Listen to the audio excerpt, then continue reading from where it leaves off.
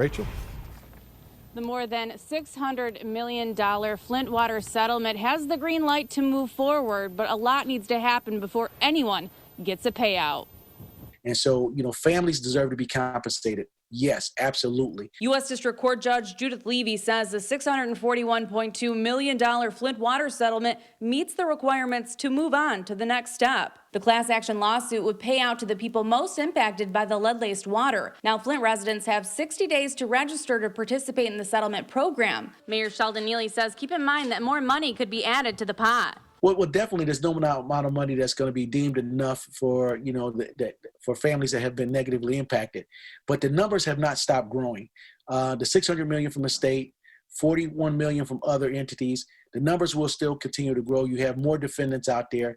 Flint residents who have registered will have 120 days to file the documents necessary to support their claims. The amount of money each person gets will be based on factors such as age, exposure to the water, test results, injuries, property ownership, payment of water bills, and commercial losses. Certain adults may need to present medical records linking their condition to exposure to the lead or other contaminants in the water. Before final approval can be granted, claimants will have the opportunity to evaluate whether it is in their best interest to join the settlement. They will also have the opportunity to object to the settlement and opt out and proceed with their own litigation. It's not clear how much people will get in the lawsuit because the amount given depends on how many people opt in. But be wary of those that's going to provide bad information. And so make a good decision for yourself and your family.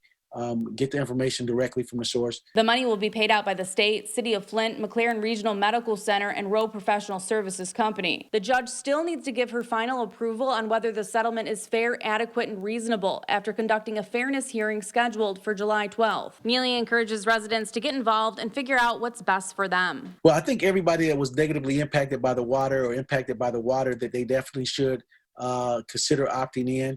It will be a website designed by the court itself, providing the good information for residents so they can make a good informed decisions for themselves and their families.